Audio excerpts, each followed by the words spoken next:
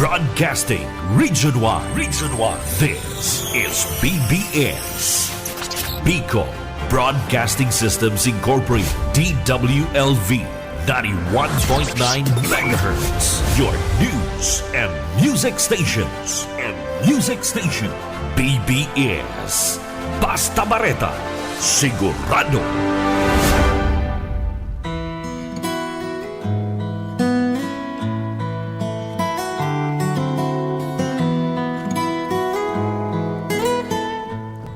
Sa muli po, magandang umaga sa inyong lahat. Narito naman po kami sa Biyaya sa Pagkaaga sa programa po sa 91.9 BBS.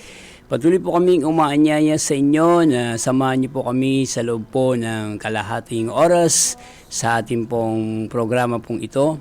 Sa walang sawang sumusubaybay, maraming salamat po. Ngayon po ay araw ng Miyerkules, Petsa 13 ng taong pong ito. At ilang days na lang po ay nalalapit na naman ang Christmas. Sa mga nag-celebrate po na kanilang kaarawan, magandang happy birthday po sa lahat. Pagpalain po kayo ngayong umaga. Ngayong umaga po ay muli ho tayong magbabasa ng salita ng Diyos na makapagbibigay po sa atin ng kalakasan. Ito po ay pagkain nating espiritual na kailangan ng ating espiritual na katawan sa bawat araw. Tignan ho natin ang sulat po ng Jeremiah, chapter 29, verse 10 hanggang verse 13. Ito po ang nasusulat, subalit ito ang aking sinabi pagkatapos ng 50 taon na pagkabihag sa Babylonia, muli kong ipadarama ang aking pag-ibig sa inyo. Tutuparin ko ang aking pangako, ibabalik ko kayo sa lupaing ibinigay ko sa inyo, sapagkat batid kong lubos ang mga plano ko para sa inyo. Ang mga planong hindi ninyo ikasasama, kundi para sa inyong ikabubuti. Ito ay parang planong magdudulot sa inyo ng kinabukasan, isang punong-puno ng pag-asa.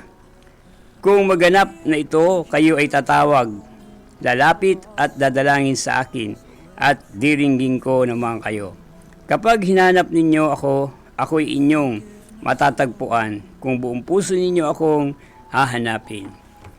Ito po ay sulat ni Jeremiah at ang background po ng books pong ito na kung saan ang bayang Israel ay nakubkob o di po kaya ay nilupig ng Babylonia at sila po ay dinala ng karamihang mga tao sa Israel ay dinala sa Babylonia. At sa loob po ng 7 taon ay nabilanggo po sila, naging alipin sila ng Babylonia. Ngunit sa isang araw ay binigyan sila ng Diyos ng pangako na pagkakaroon ng kalayaan. Ano po ang connection nito sa buhay po natin, sa panahon natin ngayon? Mapapansin po natin dito sa talata pong ito na kung saan ipinakita ng Diyos ang kanyang pag-ibig at habag sa bayang Israel, na akala nila ay nilimot na sila ng Diyos, akala nila ay pinabayaan na sila ng Diyos. Bakit nga ba humantong sa ganong bagay na samantalang itong bansang ito, bayang Israel, ay isa sa mga bayang pinili ng Diyos? Alam niyo po, ang bayang Israel, kapag sila po ay nagkakamali at nakakalimot sa Panginoon, ito po yung paraan ng Diyos na sila po ay kubkubin ng kaaway. Ipinapahindulot ng Diyos na kubkubin sila ng kaaway upang sa ganun po kahit paano ay lumawak o di kaya lumago ang kanilang lahi sa bawat bansa. At sabi ng Panginoong Diyos ay may magandang plano ito sa kanila. At hindi ito ikasasama kundi ikabubuti. Kaya sa atin po sa panahon natin po ngayon, ang tanging mensahe na maaari nating makita sa buhay na ating pinagdaraanan ngayon, mga kapatid, ay ang Diyos po ay may magandang plano. Kaya ang tema ho natin ngayon, ang plano ng Diyos ay para sa ikabubuti. Ano ho? Unang punto na nais kong iwan, hindi ang Diyos nag-iiwan. Kailanman hindi ang Diyos naglimot sa bawat tao na kanyang nilalang. Kailanman hindi tayo ng Diyos na napabayaan. Lagi po siyang nananatili sa bawat tao. Kumbaga, hindi siya natutulog. Ano ho? siya ay may malinaw na pangako sa bawat isa, na unang-una nga po rito na pwede natin makita ay yung planong maganda, makasama ang tao. Siya ay maaaring gumagawa ng paraan para ang tao ay imulat sa katotohanan. Kaya kung ang tao minsan nakakaranas ng mga bagay na hindi inaasahan, katulad po ng sinabi po ni Apostol Pedro o ni Santiago, na ang isang tao ay pinararaan sa apoy at sinusubok upang maging lalong dalisay ang kanyang puso, at ang pagsubok na pinagdaraanan ng tao ay isang paraan ng Panginoong Diyos para siya ay patatagin. Subalit maaaring ang tao ay lumayo sa mga bagay na ganito, sa mga bagay na kanyang nararanasan. Maari siyang lumayo sa Diyos, at anuman ang kanyang pinagdadaanan sa buhay na ito ay pwede niyang itakwil o pwede niyang kalimutan ang Diyos. Ngunit ito isang hindi magandang bagay na maari niyang gawin. Kung ang bayang Israel sa loob ng 7 taon na pagkabihag na hinayaan ng Diyos na mangyari sa kanila para sila ay mamulat sa katotohanan na ang Diyos ay nananatili at hindi nangiiwan, kaya nangako siyang ibabalik ko sa inyo, sabi niya, ang pangako kong lupa sa inyong mga ninuno. Dahil ang aking plano, sabi ng Diyos dito sa ating binasa, ay para sa ikabubuti ninyo. Para sa kauunlad ninyo. Sabi nga po sa pangako na binitawan na mahal nating makuha, na ang nais ng Diyos sa buhay po natin. Sabi kay Joshua 1:8, itong utos din naman kay Joshua, magpakalakas ka at magpakatatag. Huwag kang manglupaypay, huwag kang matakot. Sabi rito, magpakatatag ka. Ito po yung ating sandata, mga kaibigan, mga kapatid, mga magulang, sa araw hong ito na maaari ho nating dalhin o di kaya ilagay sa ating mga puso, na anuman ang ating pinagdaraanan, anuman ang ating problema, ay magpakatapang tayo at magpakatatag. Alam niyo po, yung mga nagdumaraang bagay, may isang tao na lagi nagsasabi sa akin, yung mga bagay na dumarating sa iyo ay hindi yung problema. Nasa sitwasyon lang tayo na hindi maganda. Ngunit ang lahat ng iyan ay hindi problema. Sabi niya, sapagkat yan ay sitwasyon na yan, lilipas din yan. At pag lumipas yan, may magandang bagay na nakalaan. Kaya magpakalakas po tayo at magpakatapang sa mga bagay kung tayo may pinagdaraanan. Kayang ibalik ng Diyos ang lahat ng mga kabuhayang nawala sa isang tao. Kayang ibalik ng Diyos ang anumang bagay na kumbaga pinahalagahan natin at nawala. Maaari niya itong ibalik. Tulad na lamang po sa buhay ni Hub. Sa buhay po ni Hub, siya po isang matapat na lingkod ng Diyos, na naglilingkod sa Panginoong Diyos. Ngunit isang araw ay pinahindulot ng Diyos na siya ay subukin, ni Satanas. Pinahindulot niyang subukin ito. At sabi ni Satanas, kaya ka lang naman sinasamba niyan dahil pinagpapala mo. Sabi ng Diyos, sige, gawin mo. Tanggalin mo ang pagpapala. Sa madaling salita, gumawa ng paraan ang kadiliman. Ang kanyang 10 anak ay sinalakay ng mga tulisan at pinatay. Ang lahat ng kanyang kabuhayan ay ninakaw ng mga tulisan. Dumating uli yung pagkakataon na si Hub ay hindi nakalimot at sinamba ang Diyos. Dumating na naman muli ang kadiliman at nakausap ang Diyos. Kaya ka lang naman sinasamba niyan, sabi, dahil hindi mo sinasaktan. Sabi ng Diyos, gawin mo ang lahat, huwag mo lang patayin. Sa madaliwang salita, ginawa ho ng kaaway o ang kadiliman o Satanas na si Hub ay pahirapan, bigyan ng sugat sa maraming bahagi ng kanyang katawan. Kaya nga po sabi nung asawa niya, sumpain mo na ang Diyos. Subalit sabi ni Hub sa kanya, sa karanyaan lang ba tayo sasamba? Sa panahon ba ng kawalan at kahirapan na hindi natin kaya sambay ng Diyos? Hindi niya ho ipinagpalit ang mga bagay na nangyayari sa kanyang buhay na hindi siya makapagpasalamat sa Diyos. Ito po isang kwento sa Biblia, sa aklat po ni Hub, na isang biyaya na may mensaheng ang bagay na ito ay kayang ibalik ng Diyos. Dumating po ang araw na ang lahat ng nawala kay Job ay ibinalik ng Diyos ng doble. Kaya pangalawang punto ko po, sa bawat isa sa atin, may plano ang Diyos sa buhay mo at sa buhay ko. Nilikha tayo ng Diyos sa isang magandang layunin, isang magandang bagay. Hindi ang Diyos gumawa ng isang bagay o isang plano para sa ikasasama. Lahat po ang pagkahalika ng Panginoon sa bawat isa sa atin ay isang magandang layunin. Ano ho? Mayroon hong katungkulan at mayroong gagawin ng isang tao. Mayroon ho siyang gaganapan. Yun yung pagkalika ng Panginoong Diyos sa bawat tao. Ang hanapin at purihin ang lumikha po. Hindi ang pagsilbihan ng sarili at paglingkuran lamang ang kanyang sarili. Magandang bagay. Hindi siya gumawa ng isang bagay o naglikha para lamang sa wala. Kung titignan nga po natin ang sandaigdigan, bago po nilagay ang tao, bago tayo nilagay sa ibabaw ng mundo, lahat ng ating pangangailangan ay ginawa na ng Diyos. Inuna niya ang lahat bago po ang tao. Inuna niya ang isda, inuna niya ang mga halaman, inuna niya ang araw, sikat ng araw, inuna niya ang buwan, lahat ng narito sa ibabaw ng mundo. Inuna niya bago niya po nilagay ang tao. Bakit po? Matalino ang Diyos at nakakaalam ng lahat ng bagay. Kaya bago niya nilagay ang tao, pangangailangan muna nito ang kanyang nilagay. Ang Diyos po ay mabuti at punong-puno ng pagmamahal. Sabi ho ng Psalms sa bawat isa ho sa atin, Psalms 139, nais ko pa rin po kayong dalhin sa books ng Psalms 139 verse 13 hanggang verse 16.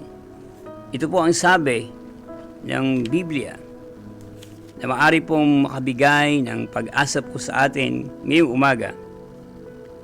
Ano man ang aking sangkap, ikaw o Diyos ang lumikha. Sa tiyan ng aking ina, hinugis mo akong bata. Pinupuri kita o Diyos, minarapat kang katakutan. Ang lahat ng gawain mo ay kahangahangang tunay. Sa loob ng aking puso, lahat ng ito ay nakikintal. Ang buto ko sa katawan, noong iyong hinugisan, sa loob ng bahay bata, doon ay iyong napapansin. Lumalaki ako noon, sa iyo ay di nalilihim. Ako ay iyong nakita nang hindi pa man isinilang.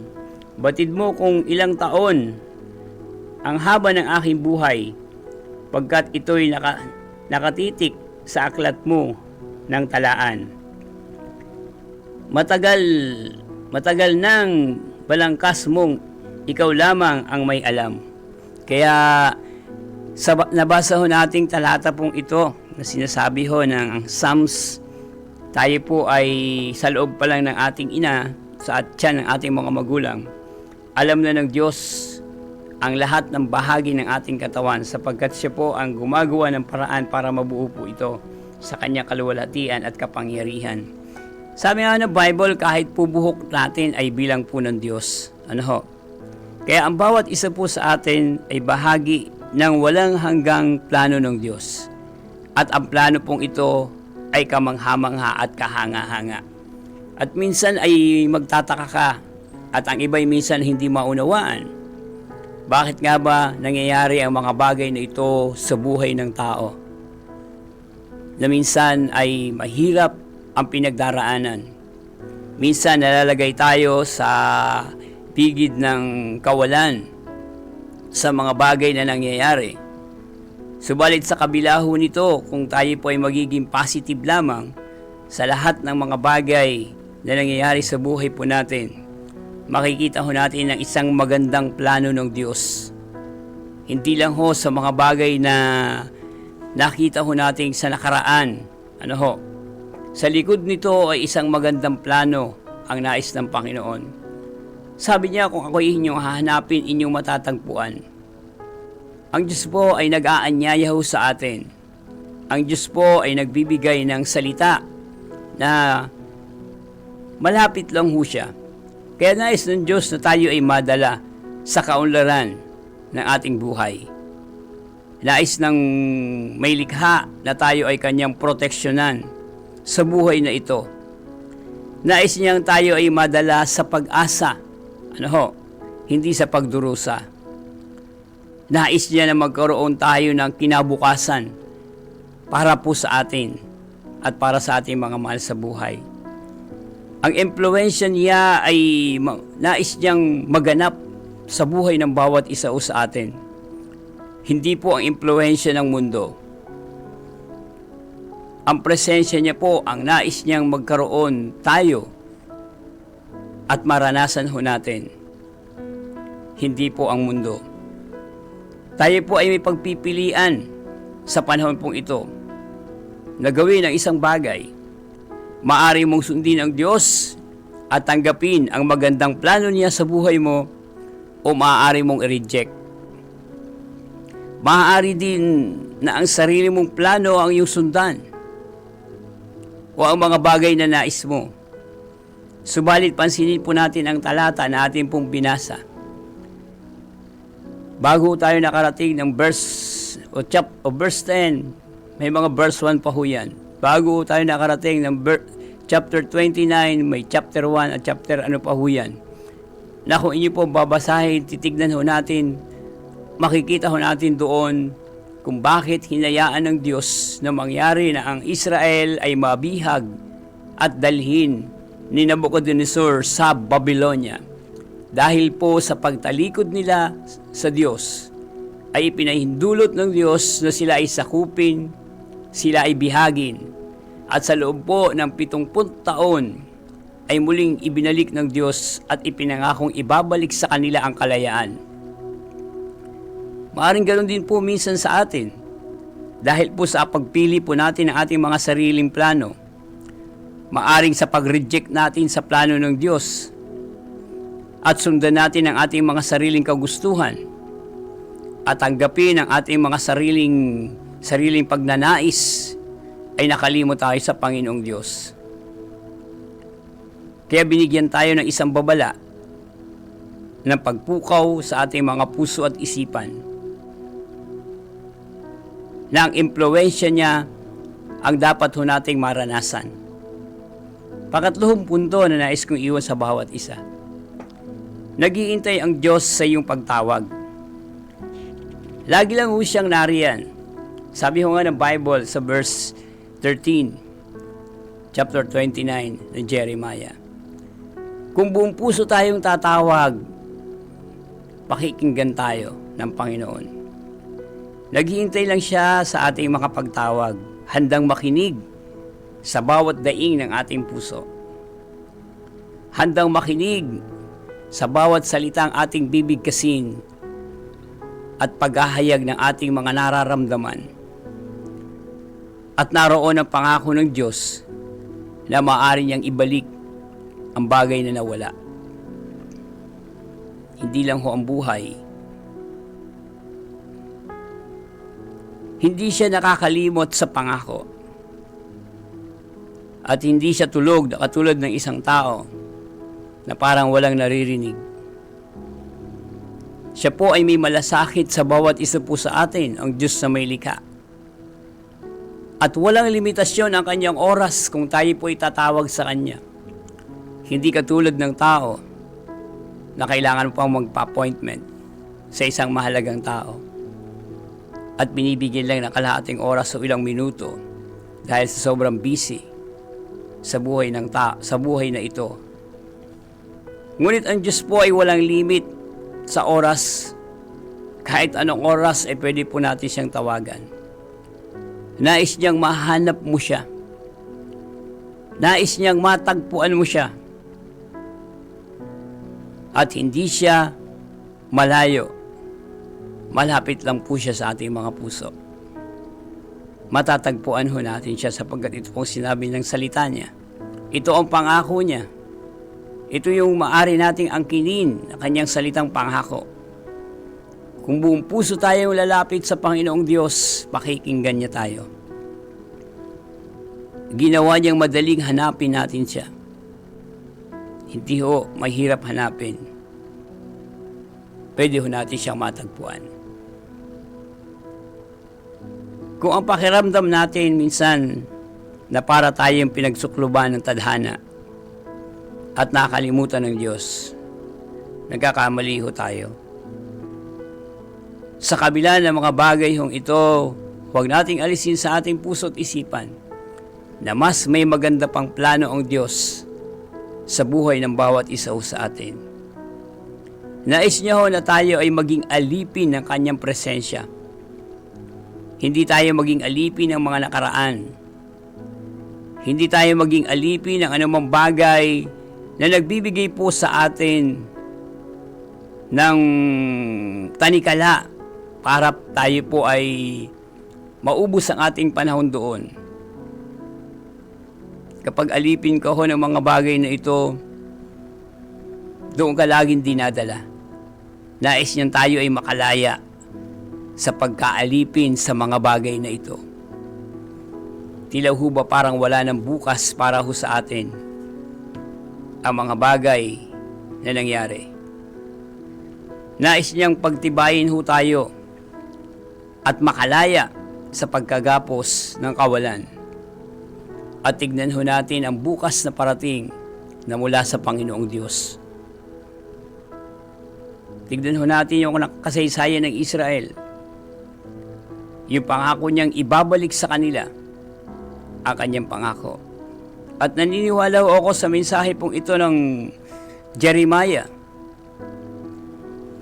na kayang ibalik ng Diyos ang anumang bagay na nawala sa isang tao. Buong puso lamang po tayong lumapit sa Kanya at buong puso ho natin siyang hanapin. Sabi niya, matatagpuan. Kung tayo man po ay nakalimot sa mga bagay na mahalaga sa presensya ng Diyos, may panahon pa ho tayo para manumbalik. At pwede ho natin panghawakan ang kanyang mga talata na kanyang binigkas, na kanyang pangako. Sa pangako pong itong ibabalik ko sa inyo ang lupang ipinangako ko. Kailangan ho lang natin baguhin ang ating mga isipan, ang ating mga puso. At ito po ay mahalaga na tayo po ay manumbalik sa Diyos.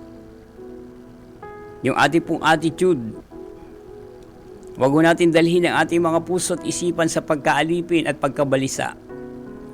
Dalhin ho natin sa paglaya mula sa salita ng Panginoong Diyos. At maaari nating sundin ang kanyang mga salita na kung tayo ay buong puso na lalapit sa Kanya, pakikinggan ho tayo. At ang isang halimbawa na magandang hawakan sa talata pong ito, ang Panginoong Diyos ay may kakayanang ibalik ang lahat ng bagay na nawala sa buhay po natin.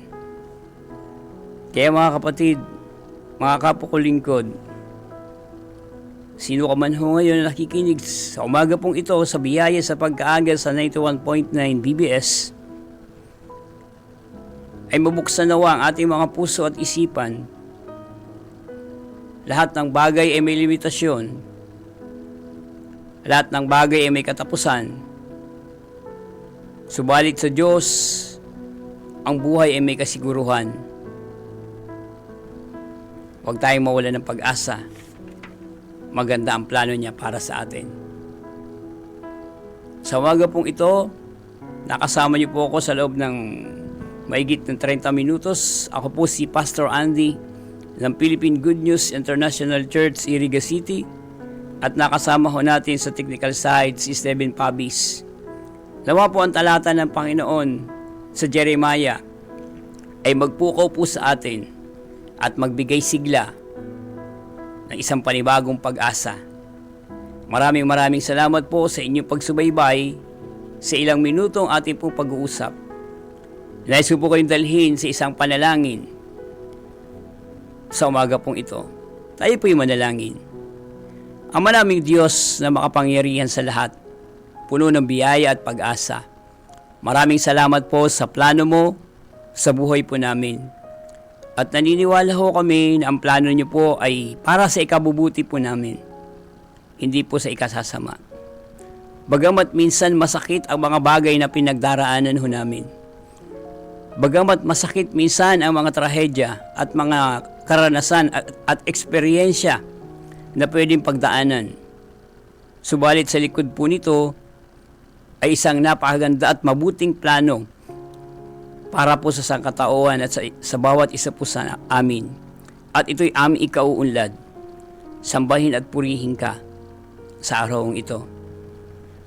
Hinahawakan po namin ang iyong salita na kailanman po ay hindi nyo kami iiwan, pababayaan, at muli nyo pwedeng ibalik ang mga bagay na minsan inawala. Itinataas po namin sa inyo ang lahat ng aming kabuhayan, pamilya, kaibigan, kapatid, na ang inyo pong pagsaklolo ay patuloy po naming maranasan. Mahabag ka po, aming Ama, at muli niyo pong buksan ang durungawan ng langit para po sa amin. At matanggap mo namin ang biyaya na sukdulan para po sa bawat isa. Sa amin pong paglakad sa mga ilang natitirang oras sa maghapong ito, huwag niyo pong hayaan na kami ay mapunta sa isang bagay na walang kabuluhan, sa karamdaman o aksidente man. Ang aming panalangin ay layo niyo po kami rito at muli dalhin niyo po kami sa inyo pong kalooban. Ilayo niyo po kami sa mga pakana ng kaaway, kundi ilapit niyo po kami sa inyong salita. Kayo po ang manguna sa bahay, sa aming pong tahanan, sa aming mga buhay. Turuan niyo po kami, ituwid niyo po kami sa bawat bagay na nangyayari sa amin. Pagpalain ka, sambahin ka, luwalhatiin ka aming Ama. Lahat ng papuri at pagsamba sa iyo po namin iniaalay. Sa ngalan ni Kristo Jesus, ito po ang aming panalangin. Amen. Sa isang saglit po at sa oras pong ito, susunod na po ang programang Kakampi Network na dadalhin po ni John Bernas. Magandang umaga po.